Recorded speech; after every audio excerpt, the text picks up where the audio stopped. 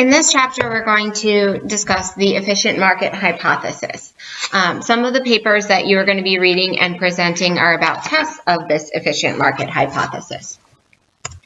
So you guys should be familiar with the general idea behind what the efficient market hypothesis said.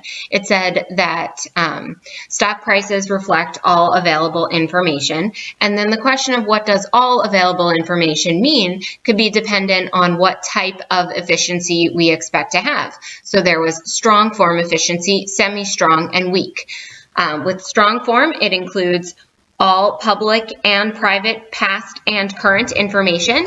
So with strong form, it's the strongest kind that there is. Even insiders can't make a profit because the inside information is assumed to have already leaked to the market, and that inside information is then fully reflected in the prices. So this isn't really something that we expect to see. We expect to see more semi-strong form. Semi-strong form says that the stock price reflects all past and current public information. That's what the prevailing theory says, that our stock prices do reflect our information, both public and private. And then weak form, it just says that it has past public information. So the only time you would expect to see weak form efficiency is in a really inefficient market where people don't have access to a lot of data. So you would see in developing countries without strong internet access, without well-developed news media or analyst systems and to follow the stocks. That's where you would expect to see that. Forecasts about favorable future performance lead to favorable current performance as the market participants rush to include this new information. So the idea here is that as soon as new information comes out, that information is priced into the stock. So as soon as that information becomes public, it's priced in. So this is what the semi-strong idea would say, so that anytime you see, new positive information, you see an increase in the stock price. Anytime you see new negative information, you see a decrease in the stock price. The result is that prices change until the returns exactly compensate for risk. So if there's increased risk, you would see increased prices and vice versa. So stock prices are assumed to follow a random walk because the new information is unpredictable. If we could predict the new information, then it would already be reflected in the current price. So remember, the random walk idea was that everything reacts just to random changes that pop up in the economy. We can't necessarily predict what's going to happen. We can understand that we would react positively to positive information and negatively to negative information. We can understand that if we see more risk, we price that in, we expect a higher reward, right? But we can't know that more risk is coming. That's that kind of idea. Then price changes in response to new unpredictable information, and it also moves unpredictably as a result. So the random walk hypothesis says we don't know what's going to come up. We don't know what's going to happen. Even if we understand how we would react to it, we still can't predict those future bumps, those future changes in the market. So what does competition say about the efficient market hypothesis? Well, the idea is that the more competitive a stock, the more closely the company is followed by analysts, then the faster the information will leak, and therefore the more accurate the price would be. So what we're seeing here is abnormal returns for a company that is a takeover target. And you can see about 15 days prior to the takeover announcement, the stock price starts to drift up because there's a lot of competition in here. People are keeping a close eye on this stock. So information starts leaking out, and you see an upward drift in the price prior to that actual announcement. That's what we're seeing there.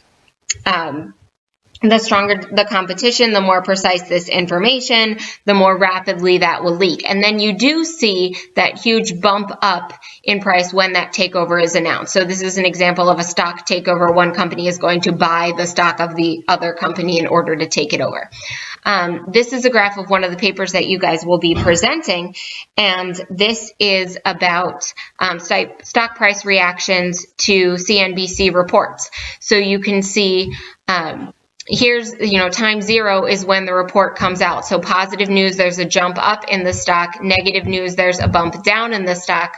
But again, up to 5 minutes before that announcement is actually made, and even longer ahead of time for negative news, we start to see the drift in response to that expected announcement. So the more competition, the more people are following this stock, the faster the information leaks to the market and is reflected in the price. So if we believe that the market is efficient, can we follow fundamental analysis? Can we follow technical analysis? What are the implications of this hypothesis? All it basically says is stock prices include information, but the information that comes up is random because we can't predict them because the markets follow random walk. Okay, well, that's great. Well, how do I use this to make money? So recall there's two basic forms of stock price analysis that we have, fundamental analysis and technical analysis. In our courses, we focus mostly over here on the fundamental side. So this is the regular method, and it uses economic and accounting data to predict prices. So we generally follow the discounted cash flow or dividend discount model, and we use the information about earnings and growth prospects of the company, their rate of return earned on reinvested funds, and their retention ratio to estimate their future dividends or estimate their future cash flows, and use that information and along with their risk to estimate a price. So that's what fundamental analysis says. And if we believe that, if we are using fundamental analysis, if we believe in fundamental analysis, then what we're trying to say is we're trying to find firms that do better than everyone else's estimate. So yeah, the prices will reflect all new information, but if you have any kind of edge, if you can investigate a firm a little bit more clearly and you have better information, then this will be an advantage for you. So for really small firms that, don't see a lot, don't have a lot of analysts following them, you might still be able to make, have some sort of edge in order to be able to do that. Or you try to find poorly run firms that are not as bad as the market thinks they are. So firms that will perform better. Again, this is the better your analysis is, the better you'll be able to do at picking a stock. So this would say that it is possible to make a profit using fundamental analysis if the market doesn't reflect absolutely everything. But for the most part, we should expect it to reflect absolutely everything in a semi-strong form market. If, however, you had insider information, you would definitely be able to make a profit, which is why insider trading is illegal, and insiders must register their trades and those sorts of things. So what we would see overall, as there are so many analysts following all of the major companies, you don't really expect to make too much of a profit. It's just more tracking with the market.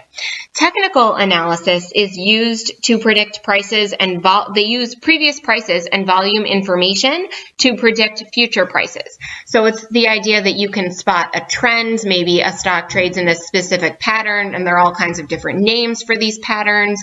The head and shoulders, you try to see designs in the stock price fluctuations and say that it's going to continue to follow that trend in the future.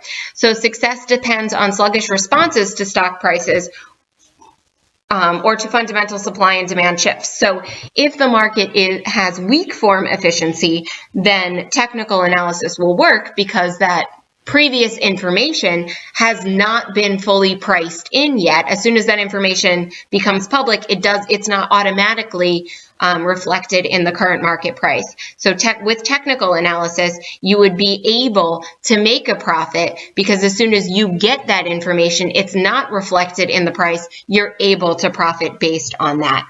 And this helps to establish relative strength and resistance levels. So a resistance level is a price below which a stock would not drop. Fundamentalists would argue that that's its fundamental value, its dividend discount value. And this is the relative strength index. This is about relative strength of a trend. How strong is the trend? How strong is the momentum going into that trend? Do you expect it to continue? So what does this say for if you're going to manage a portfolio? Well, there's two basic portfolio management strategies that we can talk about, active versus passive. Active management is more of a high-cost strategy. This is where someone is legit going in there every day, monitoring the stock market, monitoring every single stock, and continually changing portfolio allocations in response to perceived or actual movements in the market. It works if the market is inefficient and you're able to predict, and therefore you're able to beat the market. So active management would be best in a more inefficient market or in a a market that isn't followed so much. Passive, on the other hand, just kind of assumes, makes no attempt to beat the market, more follows an index style. It's a lower cost style. Even if the market is assumed to be perfectly efficient, you would still need some sort of management just for diversification, risk tolerance considerations, and tax considerations. But here we're looking at a source. This is from Vanguard. It published in 2018, and this is looking at returns to active portfolio managers versus passive. So you can see passive is just going to be following a benchmark. This is the active-passive mix, so 50-50. Now, why would you go all in to active? Well, if you really believe that your portfolio manager can pick stocks, and there's been plenty of studies, I think some of you will do them, that say like a monkey throwing darts at a dartboard does just as well on average over the long term as an individual, someone who says, I'm a trader, I know what's best, I follow the news, and follows everything daily. But if you can stand the risk of it and stand those higher costs, maybe there is some benefit to active portfolio management, which then bears the question, if that's true, then is our market fully efficient? So that's what, some of the papers you're going to be looking at are talking about. There's been a series of tests for the efficient market hypothesis. So they're empirical tests of the hypothesis, and they'll look at an impact or an event on a stock price. So they'll see what is the abnormal return due to the event, and that's calculated as the difference between the stock's actual return and what it would normally predict. So here's the expected return. It's alpha value plus beta on the market plus an error term. And the excess return is the actual return at that time minus the the predicted amount. So here's an efficient reaction. Here's going into the market, going into the announcement. Here's the date of the announcement. And then this would be the efficient prediction. So this is positive news coming out. And then did the stock overreact or underreact to that event? And there's a series of different tests that have occurred over the years in order to see this. And they can be ranked into a series of 3 different groups based on whether you are testing for weak form, strong form, or semi-strong form efficiency. So remember, weak form efficiency, these stock prices reflect only past information, and you're checking really, do patterns exist over the short run or the long run? Does technical analysis actually work? Are there trends that are happening? And in the short term, yeah, we do tend to see momentum. So good or bad reactions, when the markets react to good or bad news performance over a short or intermediate time horizon. So that would say that in some cases, the new information isn't fully priced in right away. You do tend to see that reaction continuing. Over the long term, however, we do tend to see episodes of overshooting followed by a correction. So what does that mean? That means the market over-responds to information and then, gradually tails back to more of a fundamental level, more of that dividend discount model predicted level. So where you would see this most commonly is with IPOs. So, when IPOs are like hot, they're new, it just comes out, there's a huge shoot up in the price. It goes above and beyond what would be predicted when they did the roadshow, when they figured out what the initial IPO price was going to be on the first day of trading. It generally shoots way up, and then you start to see it tailored down over time to approach more of a fundamental or long-term trading value. So this is saying that, yeah, maybe the market isn't fully efficient in all stocks. You'll particularly see these reactions in smaller, less followed stocks. The tests of semi-strong form, these are tests for anomalies. And the idea, an anomaly is just something that you would not expect. So it would say that a stock doesn't fully reflect all available information. It's not fully priced in. And these are a series of anomalies that have been reported, that have been shown through a variety of different tests and over a variety of different time periods. So some of you may be presenting papers that discuss these ideas. So the PE effect, this was the idea that portfolios with low PE ratio stocks have higher returns than portfolios with high PE ratio stocks, even after those returns have been adjusted for beta. So remember, beta is your risk effect. So this is saying that price to earnings ratio information is not fully reflected in the price. Now, you know that stocks with higher PE ratios, higher price to earnings ratios, the reason they have a higher price to earnings ratio is probably because they have more risk. So yeah, you would expect a higher return, but this is saying that persists even after adjusting for the beta. So maybe, the market isn't fully reflecting that. The small firm effect, or the January effect. The small firm effect is that smaller firms outperform larger ones even after controlling for risk, and this is like looking at market cap in terms of calling it a smaller firm. But then further studies said that this return happens almost entirely within the first 2 weeks of January, which is kind of interesting because there's no real reason that you would say, oh, everything has to take place in January, unless it's about increasing the amount of risk that you're willing to take at the beginning of the calendar year for tax purposes. So if we're looking at portfolio managers and them making their decisions, you're more likely to invest in riskier stocks in January because your performance is measured over the full calendar year. So you might have a huge bump in there. You can bear more risk at the beginning of the year. Towards the end of the year, you want to try to lock in. You don't want to be really risky in December and have a chance that, you could lose all of those returns.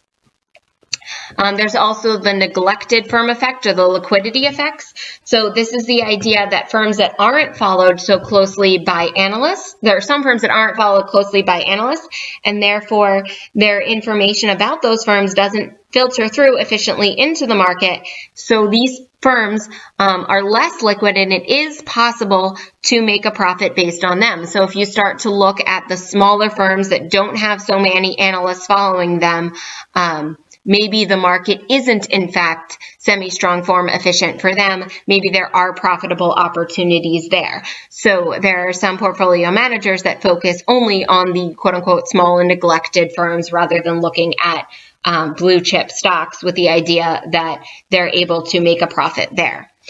Book to market ratios. Remember, this was the high book market to book value of equity to market value of equity that we saw priced into the HML and the FAMA French three-factor model. So this is shown to have a statistically significant impact on prices.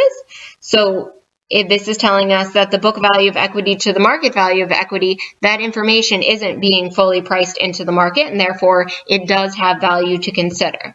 And then finally, the post-earnings announcement price drift. This is like what we were seeing with the event studies. Some stocks are slow to fully incorporate earnings data. So we know earnings data, companies come right out and every quarter and they say, here was our earnings estimate, here's what we made in earnings, we either overshot or undershot. And you do definitely see a large jump in the stock price right when that earnings information comes out. But then there continues to be an upward or downward drift for several days, upward for positive information, downward for negative information for several days, which is not something that we would expect if the market was fully reflecting that information. So these anomalies remain open questions and therefore profitable trading opportunities for portfolio managers or individual investors.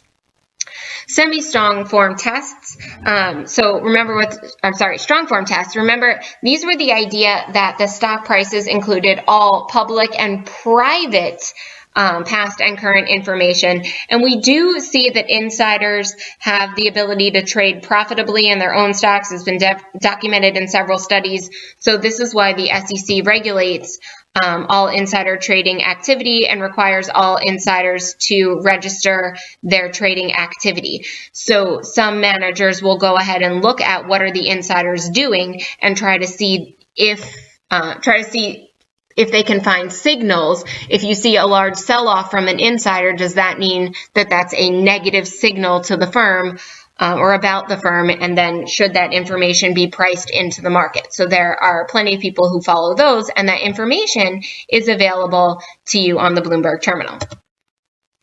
All right, so how do we use this information? Well, clearly Fama and French were onto something. You should definitely be including the HML, the high to low market value of equity book value of equity to market value of equity. So that book to market value is a big thing that should be included. Size of the firm should be included. Realize that smaller firms are going to be potentially neglected, and therefore those their prices might not reflect all available information. And momentum does appear to be real. So momentum is where a trend continues. The argument, however, from one perspective is that once everyone recognizes these anomalies, you'll start to take actions based on these anomalies, which will cause these anomalies to disappear, or in other words, for the profit-making opportunities from these to disappear, which would be another argument back towards efficient markets hypothesis. So the academic literature here keeps cycling around these general ideas. Is it, isn't it, are there profit opportunities, aren't there, or as soon as we discover one, someone will exploit it and then it'll be arbitraged away. But one thing that we definitely have found is that bubbles do exist. They're difficult to predict, and therefore they're difficult to exploit. So yes, there are times that stock prices are well above what we would expect, followed by some sort of correction. But it's easy to spot the bubble after it's happened. We can all see that there was a real estate bubble. We can all see that there was a tech bubble. But when we were in it, we were having a difficult time seeing that happen. Okay, so what do the big mutual fund companies do? So the big mutual fund companies, what are they doing? Or the top investors, what are they doing? Right now, they're for the most part, using a 4-factor model, which includes Fama French 3-factor model, which is the return on the market index, our regular beta, plus the one relative to size. So that was the small minus big, and then the high minus low for book to market ratio. But then they're also including a momentum factor. So saying that a trend will continue over time, and they're using that to predict the expected return and therefore make their buying and selling decisions.